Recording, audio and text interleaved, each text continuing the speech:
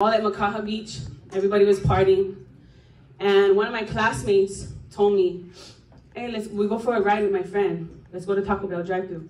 So I'm like, okay. His friend was 38 years old, so he was old enough to be my dad.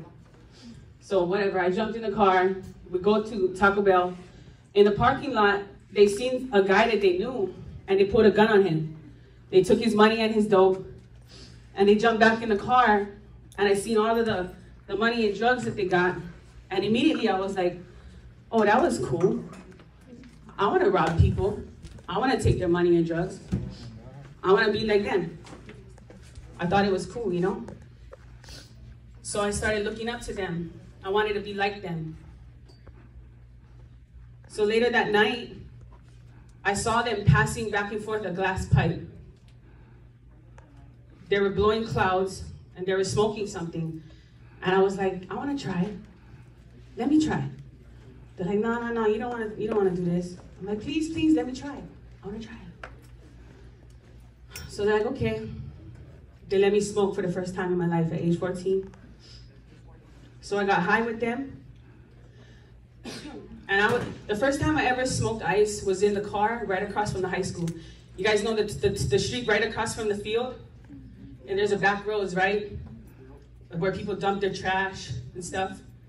Well, that's where I smoked ice for the first time. My papa lived right on that street. So I got high with them. And that night, that guy that was driving, the older guy, he took us up to a property in Waianae Valley. On that property, it was a big private land. And there was a bus on that land. The bus was gutted out, so there was no seats or anything in that bus. It was like small mattresses or futons, blankets, towels, pillows, and stuff. It was like a chill spot for him and his drug friends. So we went up there.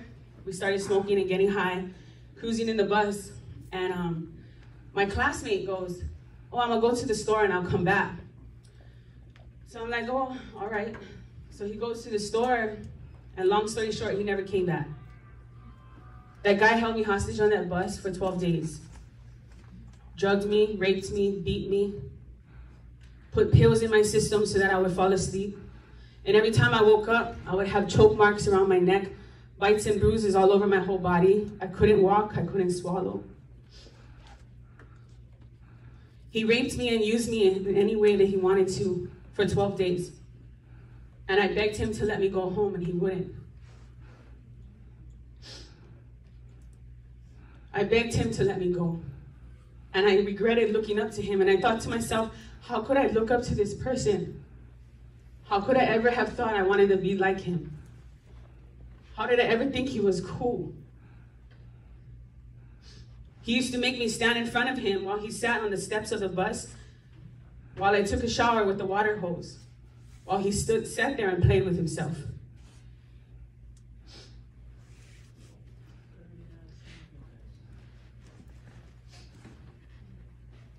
After 12 days, he started falling asleep. And I started noticing him nodding out. And I thought to myself, it's either now or never. I need to make my move. So after he fell asleep, I ran away down the road with nothing but a pareo on. And I hitchhiked. I kept this secret for 15 years from my family. Because for one, I was afraid of them getting involved. I didn't want them to get hurt in any way. I didn't want them to see or to know the truth about the position I put myself in. I didn't want to give them the opportunity to say, see, I told you so. You see when you like cruise with dummies? You see when you know like listen? You see when you like go and cruise with clowns or stay out after night or not listen to what I tell you? I never like give them the opportunity. Because at that age, I honestly thought I knew everything. The last person I wanted to listen to was my teachers or my family or my mom or my parents. As soon as they start talking to me, I close my ears. Because I know everything, I'm grown. So I held that burden and kept that secret for 15 years to the age of 30. After I escaped, I was no longer the same person. I was broken, bruised, battered. My soul was destroyed. I felt ashamed. I felt defiled. I felt dirty. I never wanted to speak about what happened. And I could honestly say I know that I put myself in that predicament. By 1, jumping in that car, 2, looking up to them and trying to smoke the drugs, and 3, just going there knowing that something was wrong.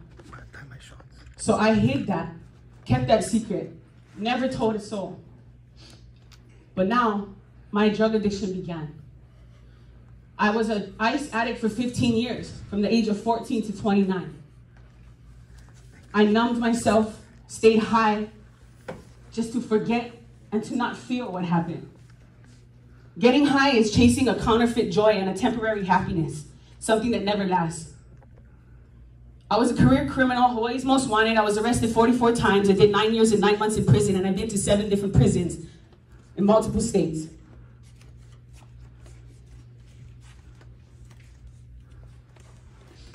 My life was in shambles. I started ripping and robbing drug dealers, robbing houses, robbing businesses, stealing cars. And my family wanted nothing to do with me until I got clean. They said, don't come around here. And of course, I was so embarrassed at how far and how low I stooped with my life. I didn't want them to know the truth about what I was doing. So from the age of 15, I started living on the streets. I chose that. And I'd rather stay numb and continue getting high than go back home to my family. My mom and my grandma would cry and beg me, please, Terann, come home. Come home. I'm like, nah, I'm good. I'm good. The streets is my family now. These people is my family now. Drug dealers, criminals, users. But I'm going to tell you this right now. They could give 2 shits if I were to walk on the street and get hit by a bus and die. That's how much love they had for me. But that's the people I chose over my family. That's the people I chose to spend my time with instead of my mom, instead of my family. The next relationship I got into was with an older drug dealer. When I say older, I mean older. His son was my classmate. But he had a lot of drugs. So at that time, I didn't care. Once he got me to move in with him, he started beating me, shoving a gun down my throat, pistol whipping me, hitting me in the head with canned goods, choking me, tying me up. He locked me in his room for almost 10 months. And every day when he would leave, he would tell his nephews to feed me under the door. Don't open the door. So he would lock me with all these boat locks, deadbolts on the outside of the door. His nephews would put 2 slices of bread on the napkin, on a paper towel. They'd put peanut butter and jelly, or they'd put ham and cheese, and they'd stick the paper towel through it and have to drag it under the door in order to eat. And I would beg them, please open the door. They'd be like, no, we can't. He's going to kill us. We can't. He was crazy. He was trigger happy, always shooting at people, always doing something crazy. So his nephews was afraid of him. I tried to escape from him once, and he pulled up to my uncle's house in Miley on St. John's Road. And my uncle was in his 70s, almost 80 years old. And he told me, if you don't come out the house, I'm going to put a bullet in your uncle's head. So of course I went.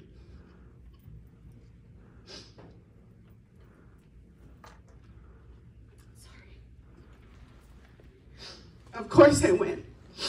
I'm not going to let my family be in danger because of the life I chose or the life I was living. So of course I went. He told me, you're never leaving me. I don't know where you think you're going, but you're not going to leave me. The next time I tried to escape, he shot at one of my girlfriends, shot her car up, pulled up on his dirt bike, pung, pung, pung. Shot her, shot through her transmission. He pulled her out of the car and he stomped her head.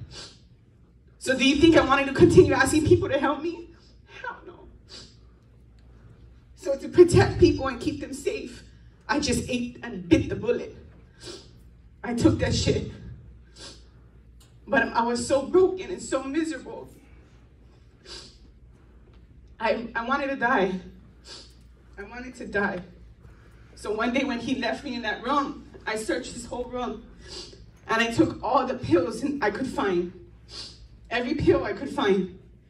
Oxys, pain pills, whatever I could find. He had a condition called lupus, so there was a lot of medication in that room. And I wanted to die.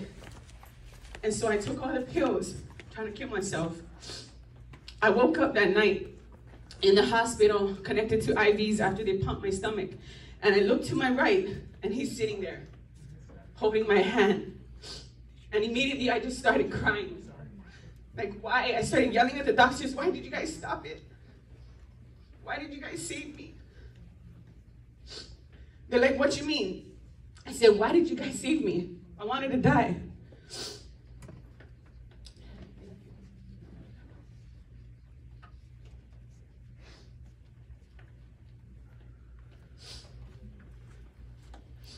Two days after this incident, he got arrested for shooting at somebody at Pokai Bay.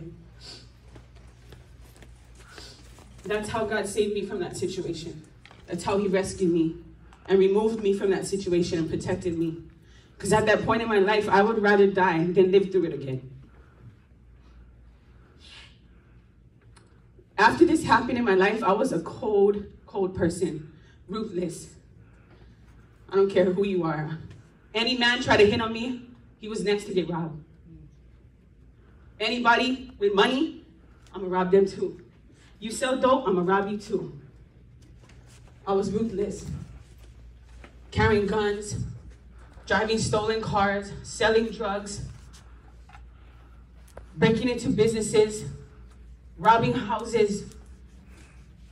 As you can see, I mean, this is only 16 of my mugshots, but I was arrested 44 times, and you can see how young I was when I started getting arrested. That's how young I was when this happened to me.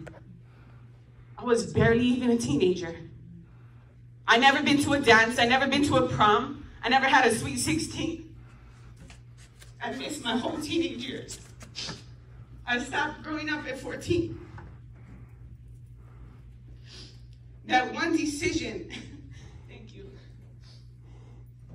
That one decision changed the course of the rest of my life. Me jumping into the car with these fools, me being curious, me looking up to the wrong people, that changed my whole life, that one choice.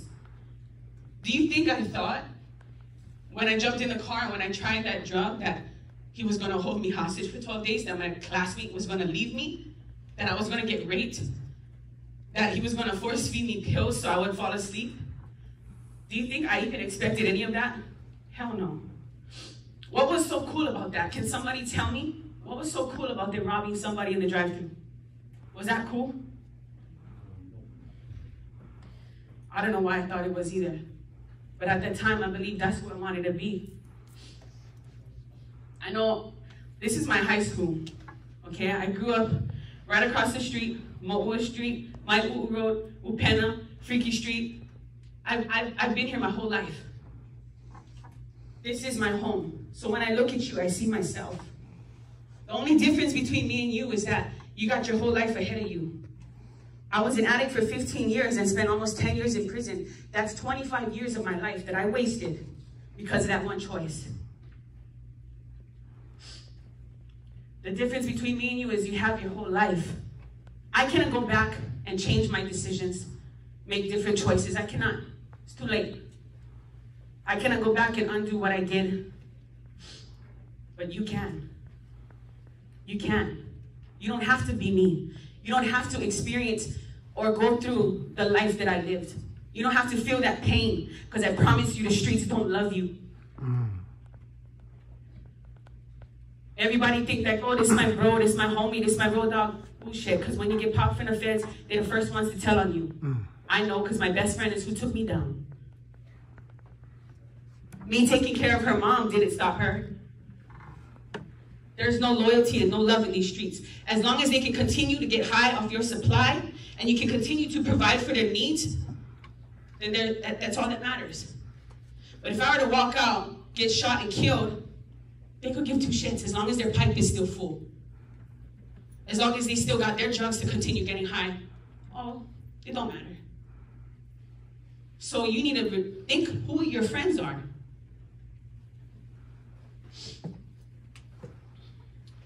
So when I was selling drugs,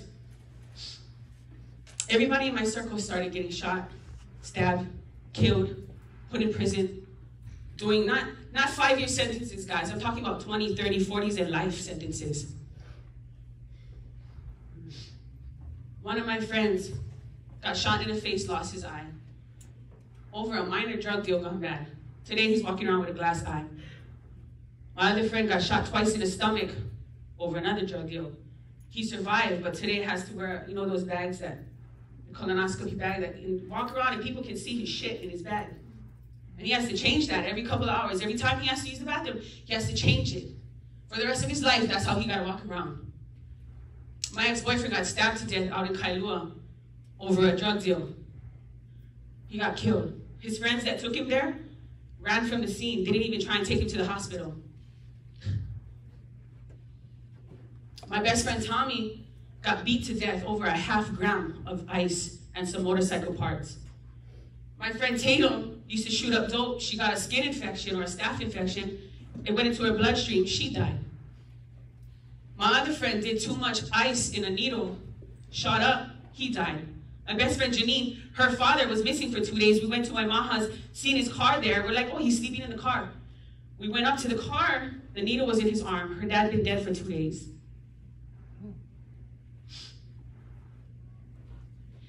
I can go on and on and on and on and on and on and on and on and on because this list is long. Because I'm going to tell you, the only place you end up is prisons, institutions, or death. No place else. If you think you're going to be the one that makes it, I promise you. I promise you that's a lie. Only prisons, institutions, and death. What I mean by institutions is losing your mind. How many of you guys see the people walking on the side of the road? Talking to themselves. To an imaginary friend. Okay, well, I'm going to give you a story.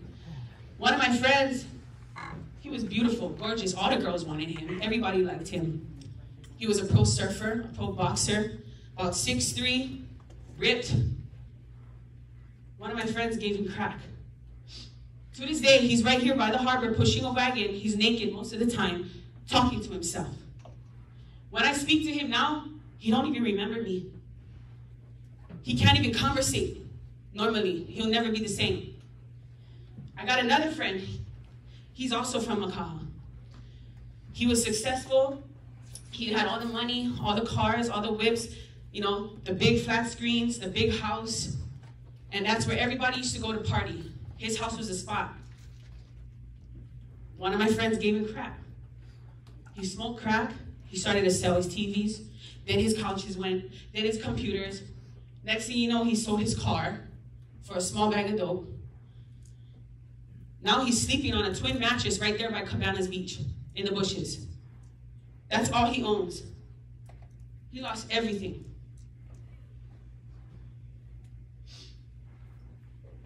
So a lot of times, I know, you know, when we watch movies, we watch Scarface, we watch all these people and we think, oh yeah, that's what I like to do. We like be gangster, we like be drug dealers. What I'm talking about, it's all fun and games till it's not. It's all, you know, cool to be a gangster until you gotta do something gangster. I should have died many times. And for the crimes I did, I should have done multiple life sentences. Shootouts with the police, shootouts with drug dealers, getting trapped in someone's home while trying to burglarize their house, getting gun pointed by 6 guys in a circle. I can go on and on with this too. I should not be here, but God was not done with me. I had a plan and a purpose for my life. And I don't regret nothing I did. You know why? Because if I didn't live that life, who would be standing here right now trying to save you from living the same life I lived? The only reason I'm here is for you. Because I love each and every one of you guys and want to see you make it. I don't want to see you be the next person that's living at the harbor talking to themselves, that's sleeping in the bushes. How many of you know somebody addicted? Or know somebody that's in prison? Yeah, look around us. We're surrounded by that much people. You guys see the addiction down here. It's sad. It's heartbreaking, you know? I'm not here for money. This is not my career. I don't get paid for this shit. I ain't no teacher. I didn't read this in books. I didn't learn this in college. Nobody taught this to me. I lived it. Amen. Me, I didn't want to listen to my teachers. I just like passed my class. So I used to block them out and not hear nothing they say. But I like you pay attention to what I'm saying. Because this is not my job. I came here for free, on my own time, paid for my own ticket to fly here just to speak to you. Because I don't like you guys end up being the next person that's going through this. My life was hard. I've been through so much, and what I share with you guys today is just one tiny bit on the surface. I'm skimming the surface of my life because some of the things I get to tell you, you guys wouldn't be able to handle. And that shit you only see in movies. But I want you to take my message seriously because I'm not here for waste my breath or my time or your time. And all I like to do is make one difference in your mindset and just open your eyes to the reality of that life. To make you think again about the choices that you guys are going to have to make in your life. You know, sometimes I get sad thinking about the fact that I wasted so many years on drugs and in prison. I'm like, damn, I could have been something great, you know?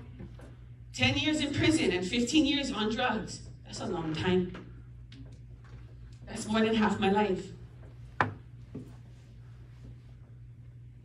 By the grace of God, I've been clean 6 years.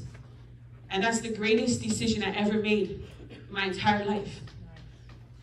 When I got clean and sober, that's when God started opening the doors for me. He started blessing me. Started blessing me with new friends, new opportunities. And never in a million years I would have ever thought that I would be over here speaking at Waianae High School or anywhere to a group of people. Like, who would want to listen to me? Who would want to listen to a convict or a drug addict? Ain't nobody want nothing to do with that kind of people. Coming out of prison, you know how hard it is to find a job? They're like, oh, you're the definition of Aloha Spirit. We're so excited to hire you. The minute they get my record back, they're like, sorry, man, we can't move forward. They want nothing to do with you. And that follows you around for the rest of your life. I had to go back to prison for a case that was 5 years old and serve time after I changed my life. But you know what? God had a plan and a purpose in everything that he did in my life. So no, I don't regret any of it. This is my purpose, this is my passion, and I'm only here out of my love for you.